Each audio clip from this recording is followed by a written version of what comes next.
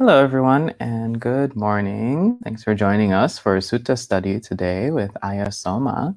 So this morning's sutta you'll find a link to in the live chat, but I believe Ayya Soma will be using a different translation, perhaps. But you can find Bhante Sujato's translation at Sutta Central. And if you have questions at any time, feel free to type them in. So good morning so far to Aaron, Poonam, Jens, Michael, Robin, Ayya Vimal and Yani, good to see you.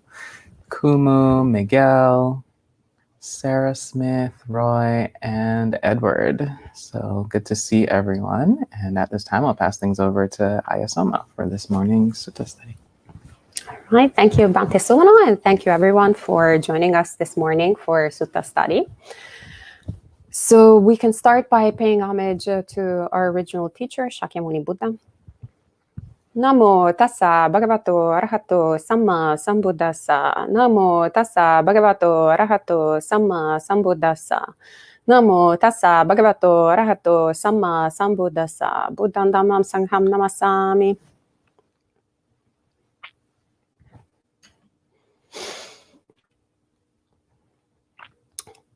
So tomorrow's sutta study is on Gotra Nikaya 449, and I'm very agitated because there is Bhante Sumita who ordained before I was born.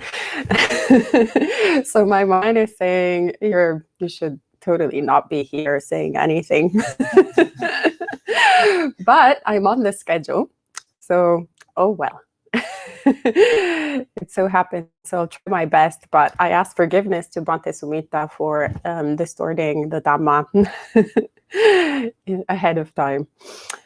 So I will be reading from Venerable Bhikkhu Bodhi's translation, and I believe you have Bhante Sujato's translation, so at any time you're welcome to type in a question. I'll try my best to answer it, and if I can't answer it, I can ask Bhante Sumita, which is great. So the sutta begins.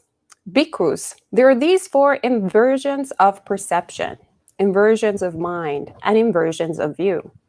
What for? The inversion of perception, mind, and view that takes the impermanent to be permanent. The inversion of perception, mind, and view that takes what is suffering to be pleasurable. The inversion of perception, mind, and view that takes what is non-self to be self. The inversion of perception, mind, and view that takes what is unattractive to be attractive. These are the four inversions of perception, mind, and view.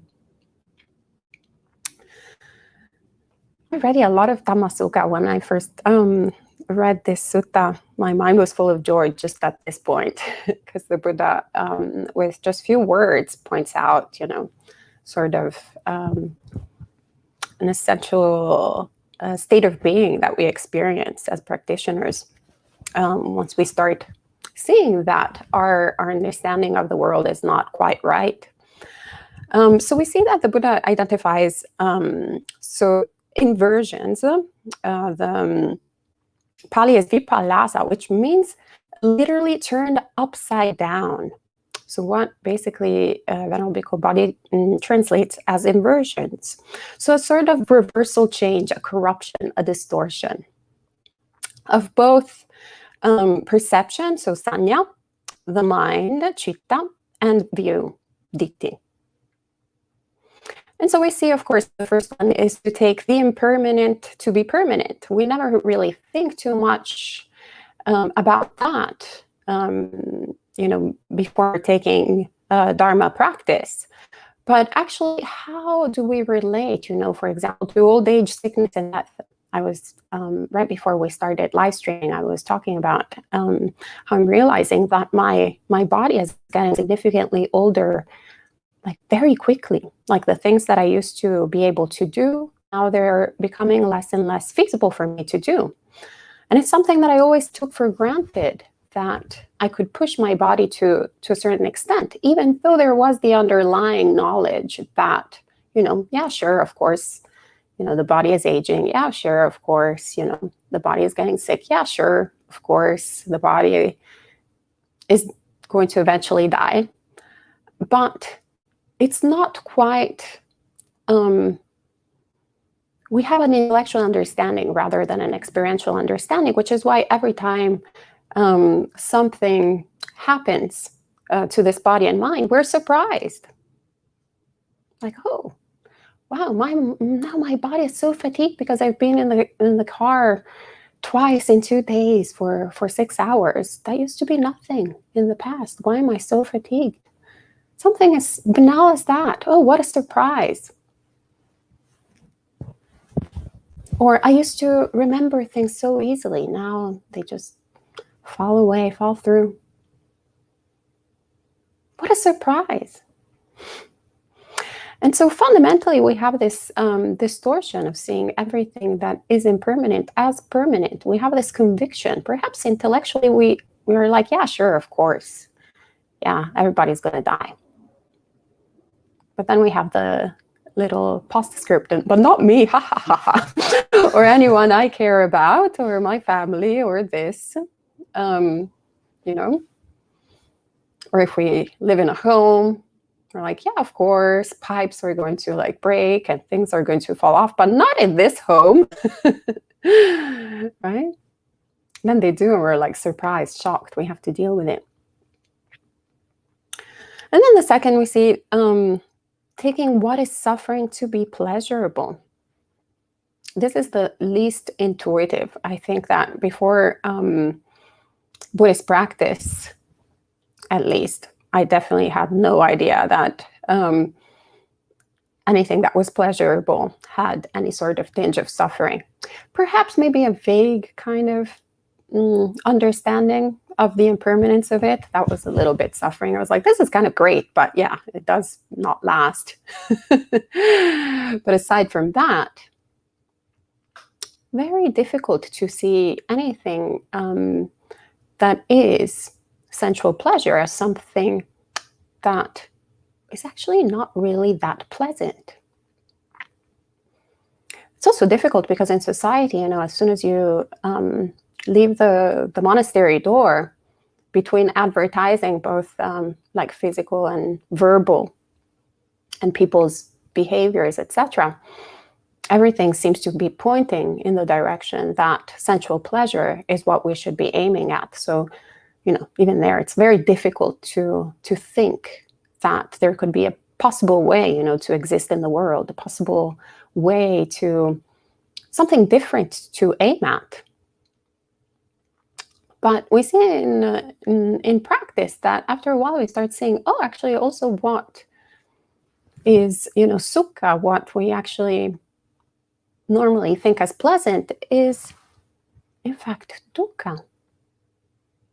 This can bring for us newbies, new practitioners, to like an sort of intermediate stage of depression. I remember after a while that I was practicing, I used to rely a lot on food, on the pleasure, very cliche since I'm from Italy, but I was like, okay, things aren't going too well, so let me go to that cupboard in the kitchen with all those goodies.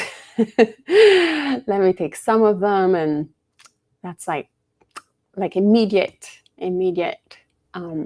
sensual pleasure, immediate happiness.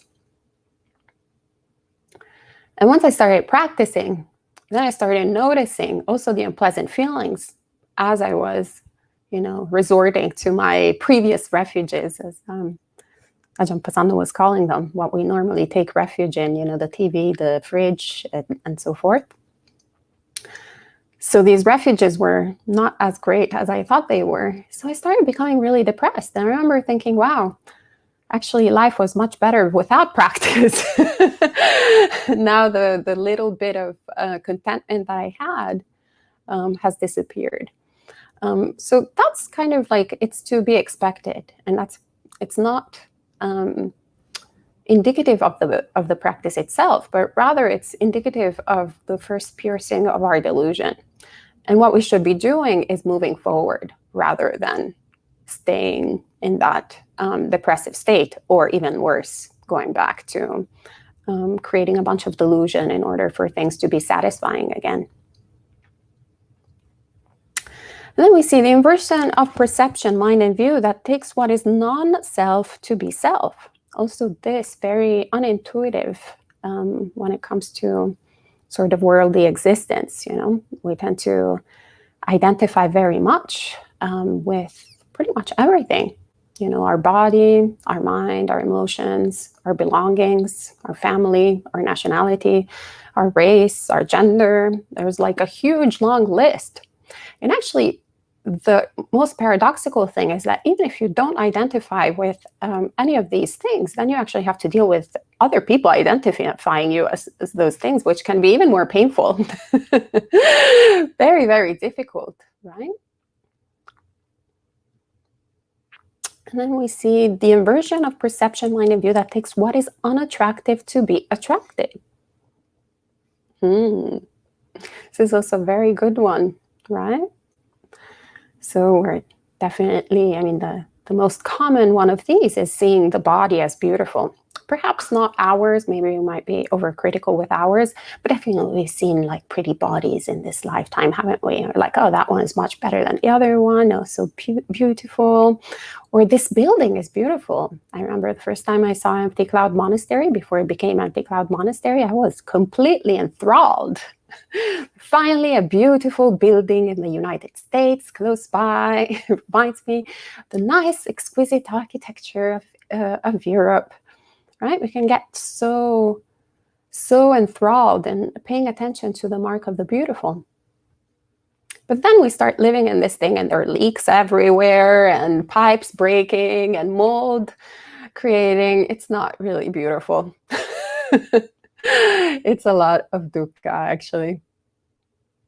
And it's the same, with relationships, actually. Perhaps you start a relationship with someone you perceive very beautiful. It might last, 1 day, 1 week, 1 year, 10 years. And after a while, you start going, well, actually, their nose is a little crooked. And it's quite annoying to have to observe this crooked nose every day. And on top of that, it really matches their crooked personality.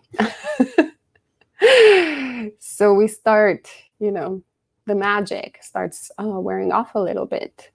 The defects are apparent. But in reality, even there, we're not actually seeing thoroughly. We're not having a thorough understanding of our reality, a thorough understanding of the unpleasantness of the body. Like, what is a body like? And fundamentally, the only ones who actually have that good understanding of it are, aside from obviously very good developed practitioners, but doctors. Yeah, surgery doctors, they have a really good understanding. My dad is going to go and have a surgery again in a couple of days. Yeah, I'm pretty sure that my dad's doctor is not going to be that enthralled with my dad's body, especially when he opens it up. And that's why we see, the suggestion of the Buddha to practice, all the asubha practices. So the practices of looking at the, unattractiveness, for example, of the body. And it's not because he wants to, because he wants us to get all depressed and, borderline suicidal, but rather it's actually an act of compassion to balance out the distortions of view. To balance out, to have a really full understanding of our reality rather than just thinking something is incredibly beautiful and then being surprised when it's not.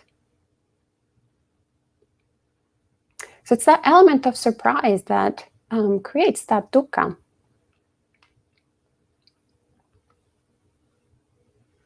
If we actually knew how things were, then we wouldn't be experiencing any suffering.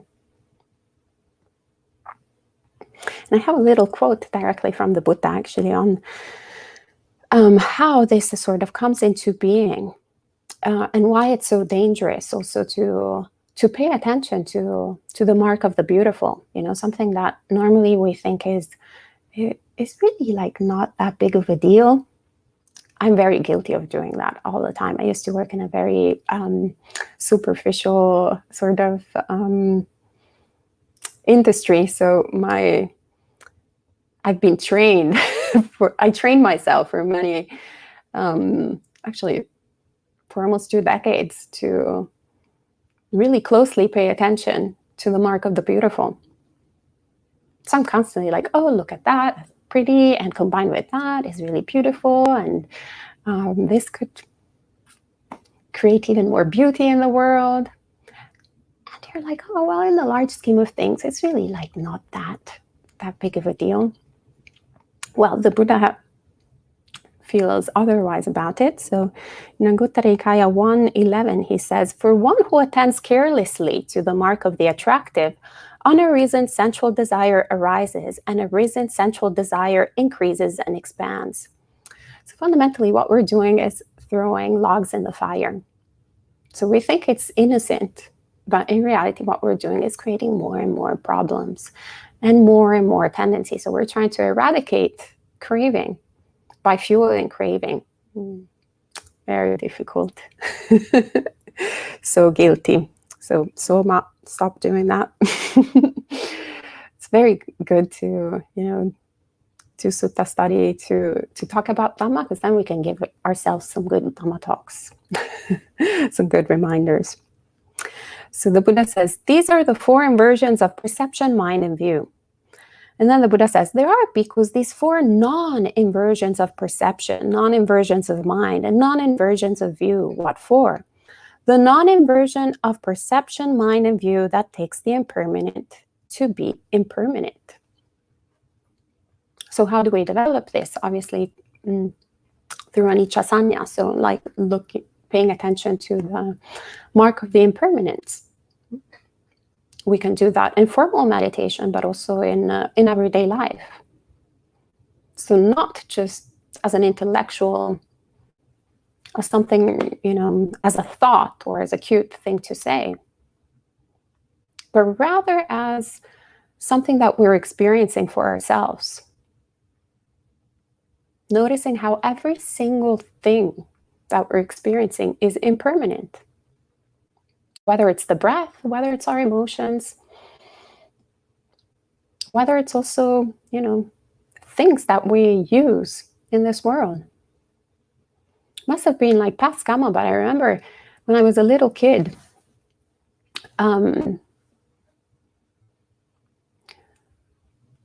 one of my toys broke and I was heartbroken. And I had this like immediate understanding that it was not reliable. And so I had to create I started training myself as a little girl to not be attached to material things, only material things. I completely overlooked everything else. But it was really interesting to how even like a child can have that sort of understanding of impermanence, like actual understanding of impermanence. So whenever, after, that first the toy was broken and then another one was stolen, I remember whenever something was given to me, I would imagine that I had already lost it, or that it had already been stolen to me, or had already broken. And that made me actually very comfortable growing up, being unattached to things for the most part, unless they had a strong sentimental value. But if they were just things that I liked, it was very easy for me to detach from them. And so it's very powerful to see how, by training oneself in that way, one actually acquires more freedom. So it's not that I didn't have anything up until ordination, but it was very easy also when I ordained to get rid of all the stuff that I had, because I had trained myself that way since a little child. The non-inversion of perception, mind, and view that takes what is suffering to be suffering. So what comes to mind here is, the fire sermon that we chant at the monastery here over and over again. And it's such a beautiful teaching, once again, from the Buddha, out of compassion. It makes us realize how everything, our experience is entirely, it's all on fire. And that is when we perceive actually what is suffering to be suffering. But the beautiful thing about the Buddha is that he also gives us, some water, so where we can actually cool our experience out, like remove the fire. But when we start seeing that suffering is in fact suffering, then we want to extinguish the fire. That is the most important thing for me. When we shift from, yeah, sure, sensual pleasures are, not the greatest thing, to, whoa, sensual pleasures are really painful, then you want to do something about it. If it's just an intellectual thing, then it becomes, kind of like, I'm going to get on a diet on Monday. Nobody started the diet on Monday, It's those things that we think we're supposed to do, but we actually don't see the gravity of it. We don't have the sense of urgency to really work on it. And when we perceive dukkha as dukkha, then we also don't want to cultivate more dukkha. If actually if right now this whole monastery is set on fire, we're not going to increase the fire. We're going to make sure we'll have a sense of urgency to extinguish the fire. So that's why it's important to cultivate this in our mind. And then the Buddha proceeds with the non-inversion of perception, mind, and view that takes what is non-self to be non-self. So in other words, anatta sanya, so seeing formations as alien, as suffering, as ultimately as non-self.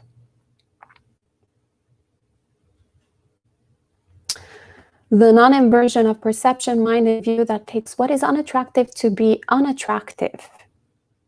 And so I think we spoke at length earlier on, asubha practices. And obviously, that can lead to then having an awareness of how things are not as pretty as we think they are. And then from there, we start also starving. The Buddha says that, all of these things, all of these perceptions are also in our mind because we feed them. So we keep on nourishing the mark of the beautiful. So if we starve it out with asubha practices, then we actually start understanding things as they really are.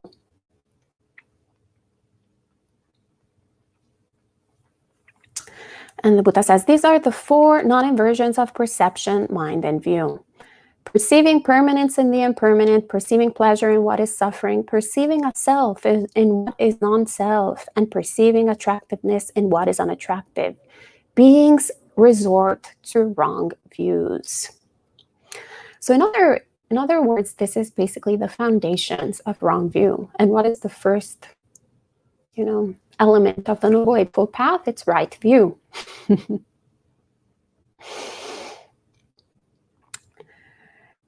And I have a little quote actually from Venerable Kandro Rinpoche, Her Holiness Kandro Rinpoche. She's a Tibetan monastic that I find her teachings very helpful.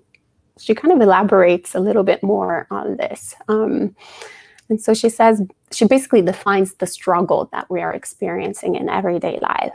And so she says, at the end of the day, when you feel exhausted and tired, you're tired because you've been struggling with 3 things. 1, trying to make the impermanent permanent. 2, trying to make the interdependent independent. 3, trying to solidify what is essentially empty in nature. I loved her teaching, so I hope it it is helpful too. But fundamentally, it's in other words what the Buddha said earlier. And the Buddha continues, their minds deranged, their perception twisted. I love that. Minds deranged. So mind, of course, is chitta, and deranged is kitta, which means thrown or cast away. In other words, we've thrown our mind away whenever we perceive things as they are not. Such people are bound by the yoke of Mara and do not reach security from bondage. And so we see here the Buddha is basically highlighting how whenever we have wrong view, we're under Mara's control. We're fundamentally imprisoned, and it's impossible for us to attain awakening. And so how do we get out of Mana's control? Well, I have a few suttas here that sutta quotes from the Buddha, who says in Samyutta Nikaya 4.3, he says, "Those who are well restrained in body, speech, and mind do not come under Mana's control." So in other words, like constantly developing that awareness of what we're doing through body, speech, and mind. In that way, then we start getting released from the bondage of Mara. In Samyutta Nikaya 4.16, the Buddha also says, "Form, feeling, and perception, consciousness and formations. I am not this isn't mine. Thus one is detached from it. Though they seek him everywhere, Mara and his army do not find him. The one thus detached, secure, who has gone beyond all fetters." So fundamentally here, if I remember correctly, Mara was tempting the Buddha. And the Buddha explains to all of us out of compassion how he gets free, how he's free from Mara attempting to corrupt his mind. And so constantly seeing the aggregates as non-self, as impermanent, as dukkha. And in Samyutta Nikaya 22.5, he also says that this way one stops seeking delight, welcoming it, and holding onto it. So delight in the aggregate ceases. The cessation of clinging, existence, and all the massive suffering then, of course, ceases in this way. So it's a domino effect. Once we start removing, putting the right conditions in place, then the conditions for being bound to suffering sort of are dispelled, are disintegrated. And the Buddha in this sutta continues by saying, "Beings continue in samsara, going to birth and death. But when the Buddhas arise in the world, sending forth a brilliant light, they reveal this Dhamma that leads to the stilling of suffering." I actually love this entire sutta, but these verses are so beautiful, because we see how fundamentally what is keeping us bound to samsara, which is fundamentally ignorance and craving. So not really understanding things as they are, which then, propels us to taking different forms of existence and never getting rid of suffering. We're always subject to old age, sickness, and death, to suffering and despair. And, I think in a way also we see the delusion of YOLO, you only live once, right? Which is fundamentally a distortion of the perception of perceiving the impermanent as permanent. We tend to think that you only live once is sort of the secular concept that we have in the West, but in reality, actually, it's it's a Judeo-Christian concept that we've rendered secular. Also in Abrahamic religions, you only live once. It's just that then you go to paradise or you go to hell, and it's also permanent. It's always like this element of permanence. And in sort of the secular realm, we just remove heaven and hell, but you only live once. So how can you only live once if everything is impermanent? Maybe you only live once multiple times. That makes over and over again. You only live once over and over and over and over and over and over again.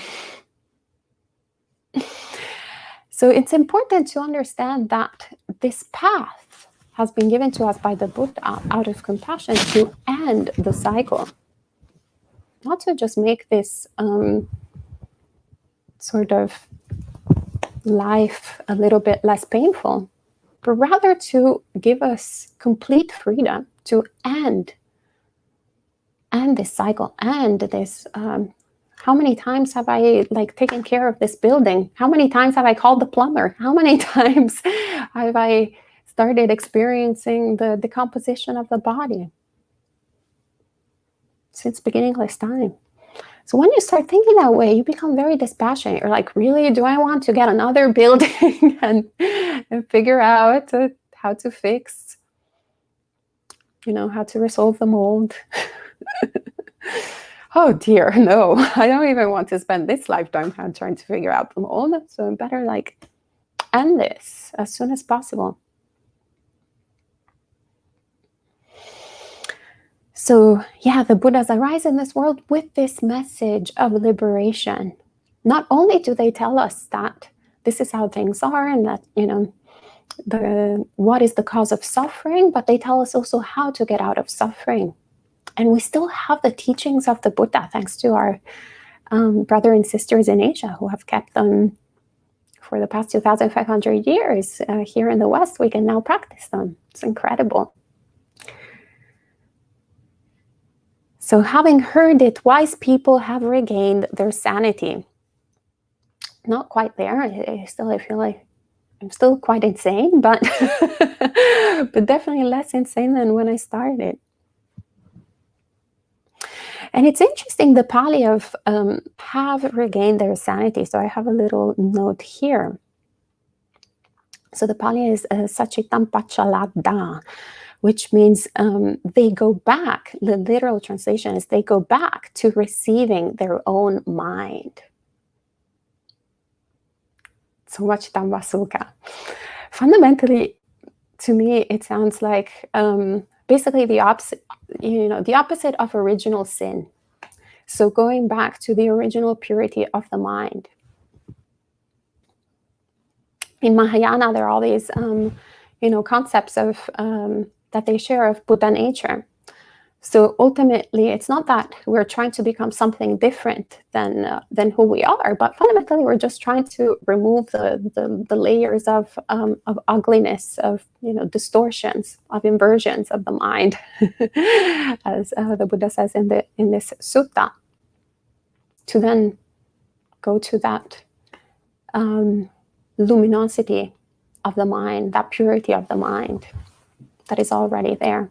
So it's not that we are born inherently flawed. We're actually born inherently pure. We just have a few few distortions that need to be rectified. And the sutta ends with, they have seen the impermanent as impermanent and what is suffering as suffering. They have seen what is non-self as non-self and the unattractive as unattractive.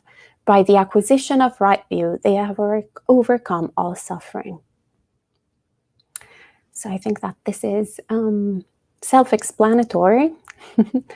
So we see the benefits of acquiring right view and how beautiful, how much happiness and peace comes from relinquishing all things, from understanding things as they really are. So that's all I have to say. If you have any comments and questions, please feel free to type them in. Annamayan Dhammakataya sadhu karang dadamase. Sadhu,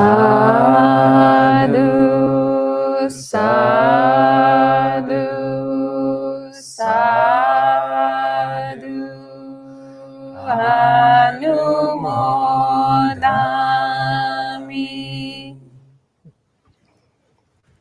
So thank you, Ayya Soma, for sharing that sutta with us. And good morning to some more friends joining in. So hello to Giovanna, Danny, Manish, Original Mind, Robin, Arpan, as well as Sake. And again, if you have questions at any time, feel free to type them in. There's a couple comments and questions already. Original Mind, a relatively short question, I guess. What was your profession before? Well, I used to work in the editorial field of fashion, but I also ventured into, fields that were related. So a creative field, but had to do always with art, design, pretty things in the world. I was very into the pretty.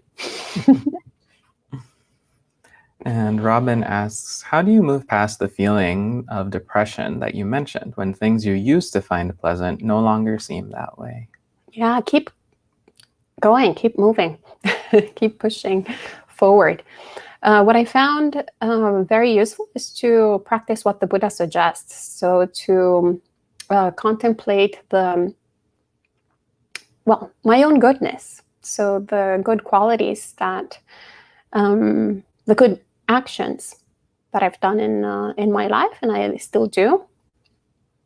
The good qualities of mine that have been developed, the incredible qualities of the Buddha, the incredible qualities of the Dhamma, the incredible qualities of the Sangha. And then also being surrounded by, I have the luxury in this past 5-6 years, however long we've been running Buddhist Insights, to be surrounded by practitioners who were ahead of me in the path. And it's just so delightful, to be around monastics. That's why I wanted to become one after a while. With my profession, I used to interview the most successful, the most qualified, the most everything in every single field, actually, because I was also a journalist. So I would interview from the best entrepreneur to the coolest artist to the most incredible actor to the wonderful social rights activist, whatever it is. Basically, you can meet these people and write about them through certain careers.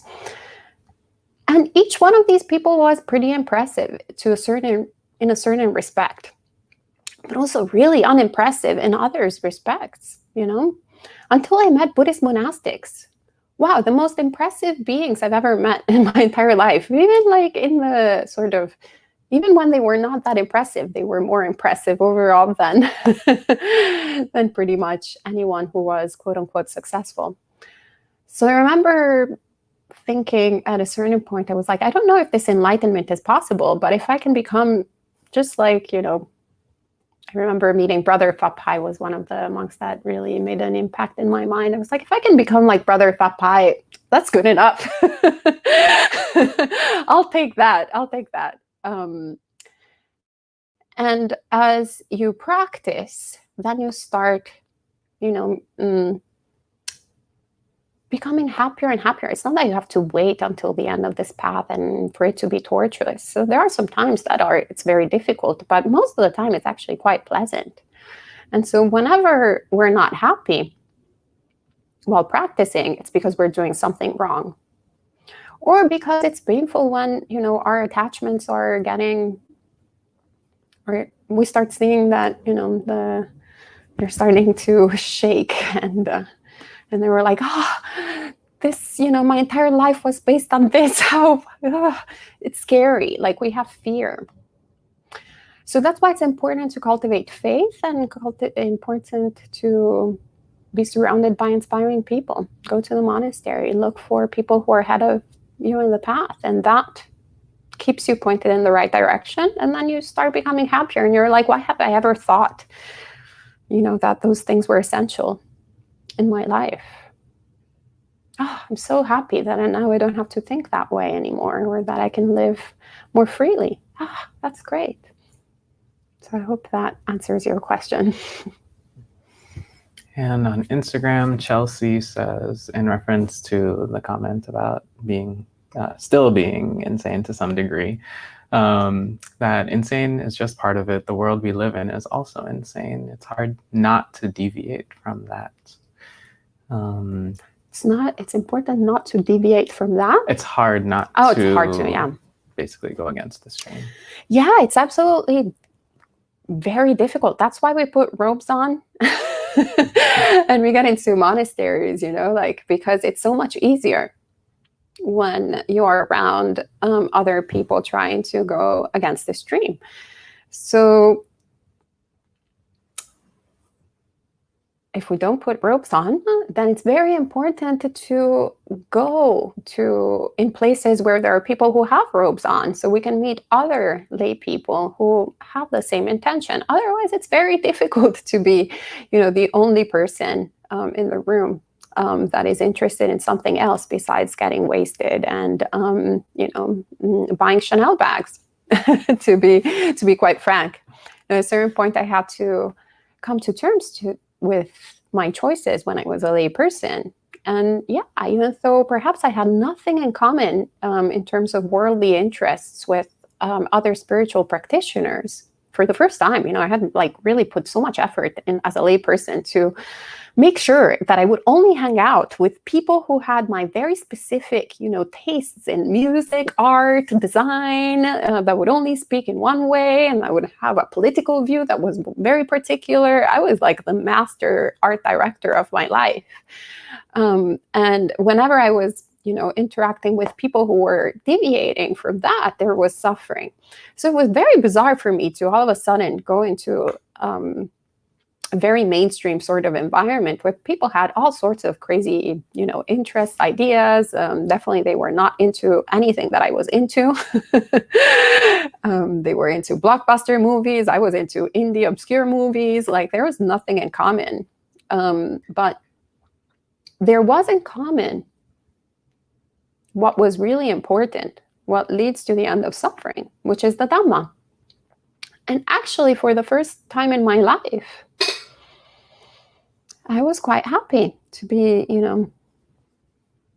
to be around people who were actually making my life easier, because once again, we had the same interests, because we weren't interested in getting intoxicated. But all of these people were, going, I found them in monasteries. I didn't find them on the street. I didn't put a sign hey, looking for someone, friend who is going against the stream. You're just going to find crazy people. But going to, say, the Sri Lankan temple, I remember in Queens, I met lovely people there. Actually, Ravi, a big shout out to Ravi, was this 77-year-old Sri Lankan man who started driving me to all the Buddhist temples where I could meet more people, where I met, good Kalyanamittas, actually Venerable Bhikkhu Bodhi I met thanks to Ravi driving me there. And then, of course, other lay people.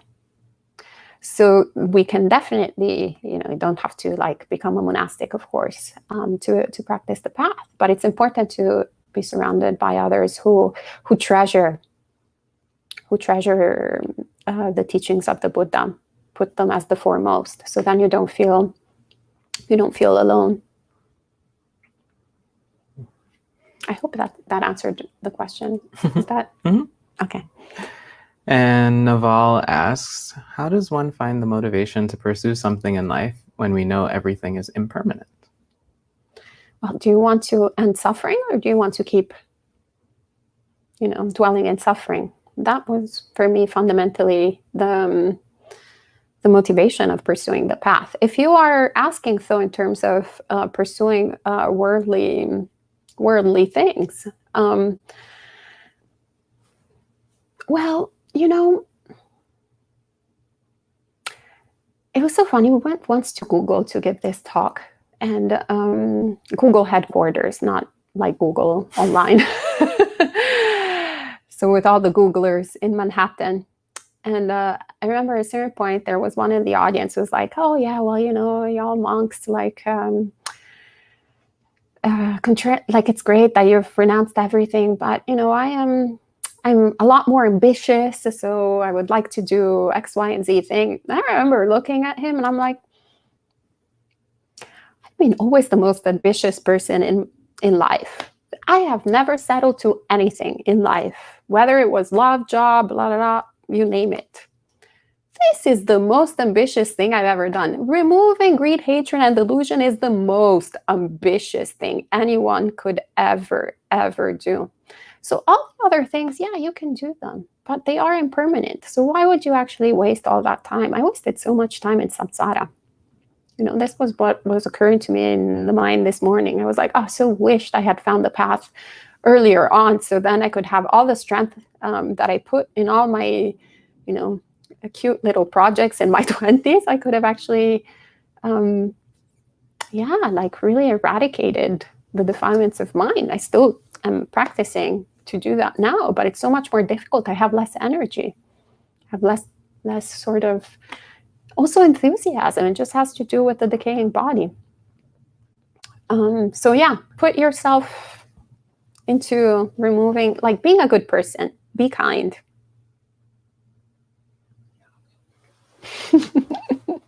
There is conference happening. And there's a couple of questions from Sake and Robin, but they're slightly off topic. So I would suggest saving them for tomorrow evening, Monk Chat, where you can ask all your questions about Buddhist practice to a panel of monastics. Perhaps there are in-person comments or questions.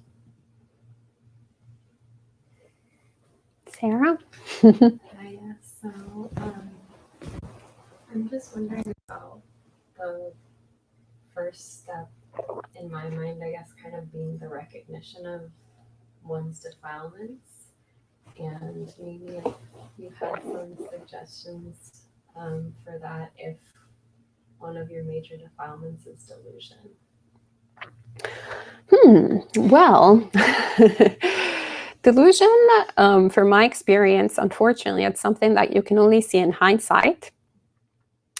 You can't really see it as you're immersed in delusion, because that's the process of delusion. You're just you really think that things are the way that you delude yourself for them to be.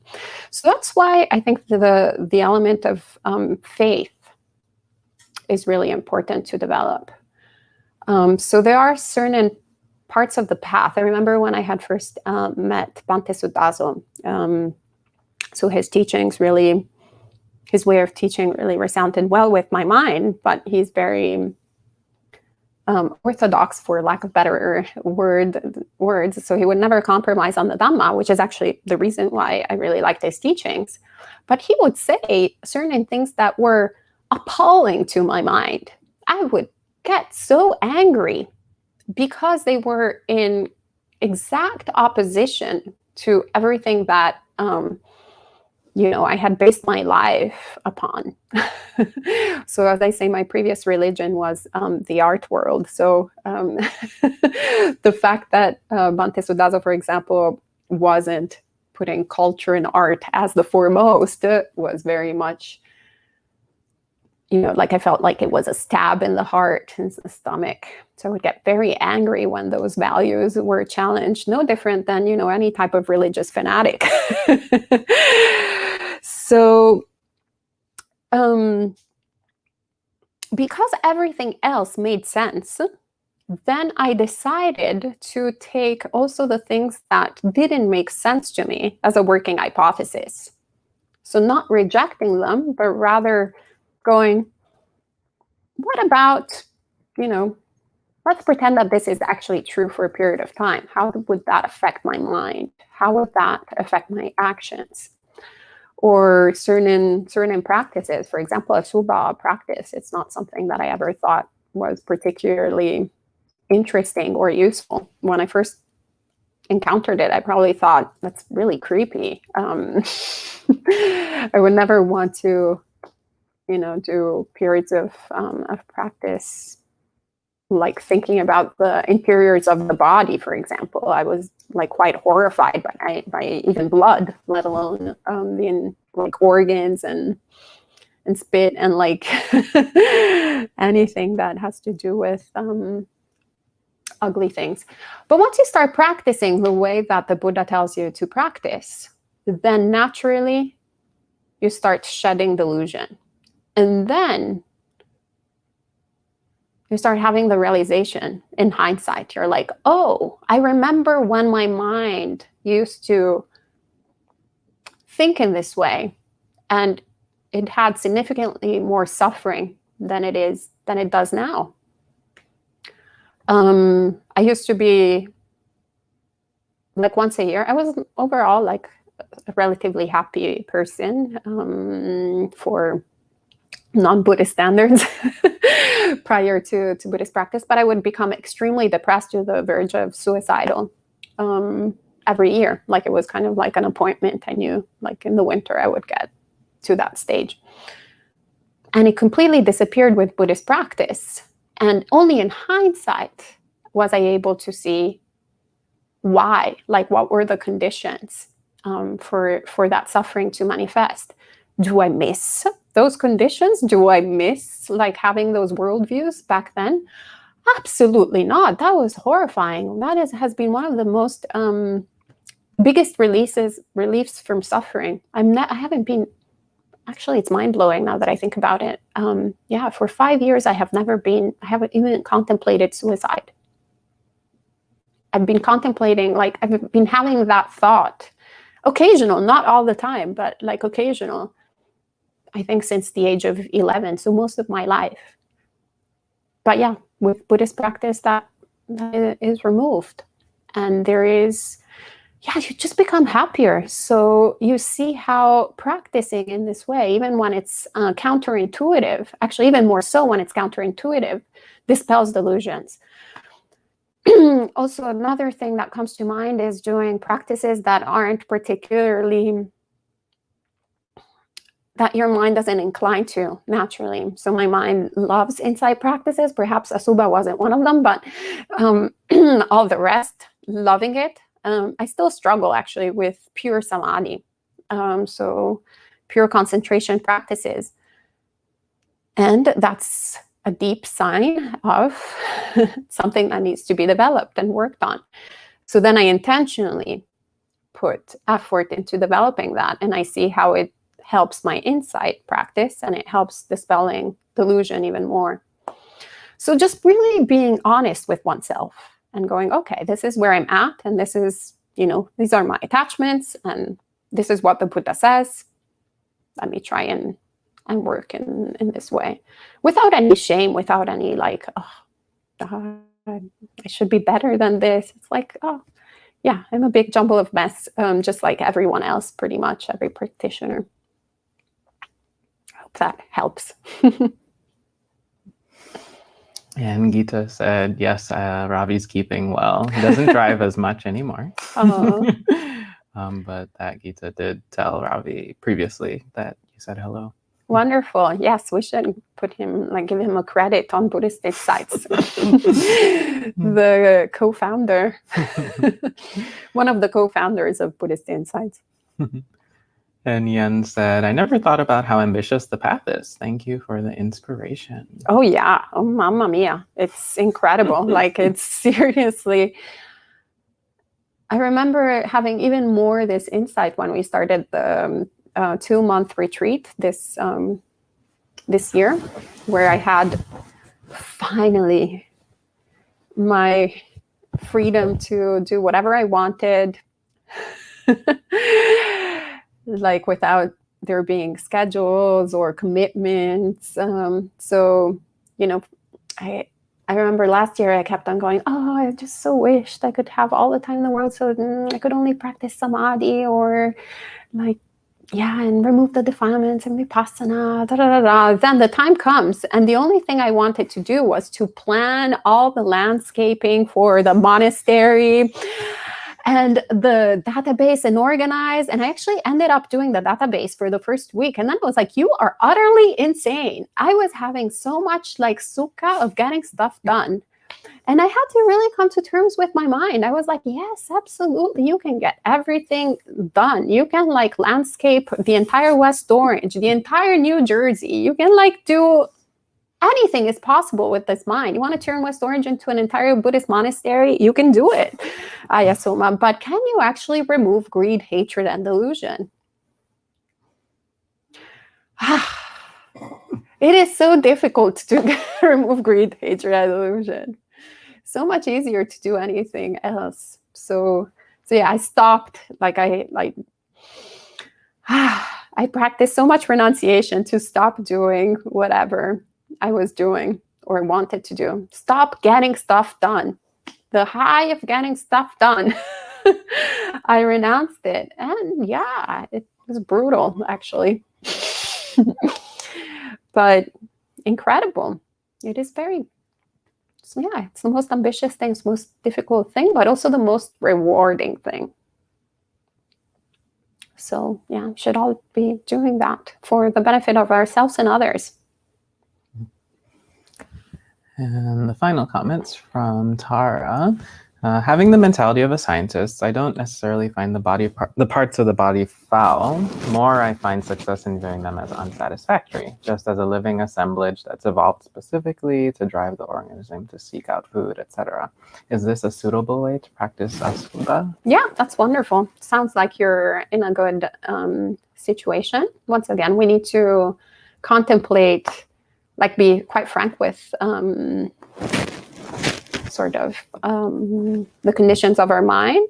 And since, yeah, I would say if you're a scientist, normally you already have a kind of direct experience of what this body is like. But definitely, me being quite averse to science in that respect. I like the theory of science and being happy to live in a world where science has a lot of say.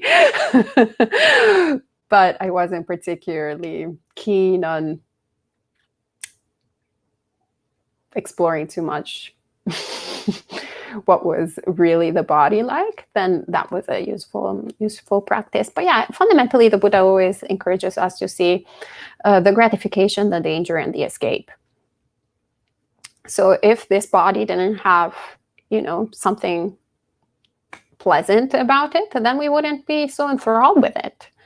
And if it didn't have drawbacks, then there wouldn't be any danger. So we should be, very aware of it. And then knowing that there is an escape, which is not usually like getting, things that will, not getting sensual pleasures, but rather like just releasing the desire for anything. So then we have an escape that it's counterintuitive, because we're used to always getting things that we want, thinking that is going to make us happy. But as actually Bhante Sudazo pointed out several years ago, that really made an impact in my mind. Whenever we get things that we want, we think we're going to be happy if we get this cup. So once we get the cup, yes, of course we're happy. So we think that it's the cup that has made us happy. But in reality, it's because we let go of the desire of the cup for that moment. So why don't we let go of the desire altogether? Well, we have to train ourselves to do that, but that brings happiness. Okay, and I think that's 9:01 a.m. So we start 1 minute late, we end 1 minute late. And thank you all for joining this morning. And this evening and tomorrow, there will be our special guest, Bhante Sumita, who will be sharing Dhamma with us. And also tomorrow evening at Monk Chat, I believe Bhante Sumita will also be answering your questions. He's a very senior monk from Sri Lanka who speaks perfect English. So we all have really good karmic conditions. He also has 1 million degrees. So so very studious. So anyway, tune in this evening and tomorrow. Bhante Sumita will be with us for the entire month. So there will be many opportunities to listen to his Dharma teachings. And also Ajahn Kavilo will be joining us next week. So we'll have also another monastic sharing his perspectives. And don't forget, Tuesday morning, Sutta study with Venerable Vimalanyani. And I don't know if Bhante Sumano has other announcements. No? Okay. All right, so we can end with 3 sadhus. Sadhu, sadhu, sadhu.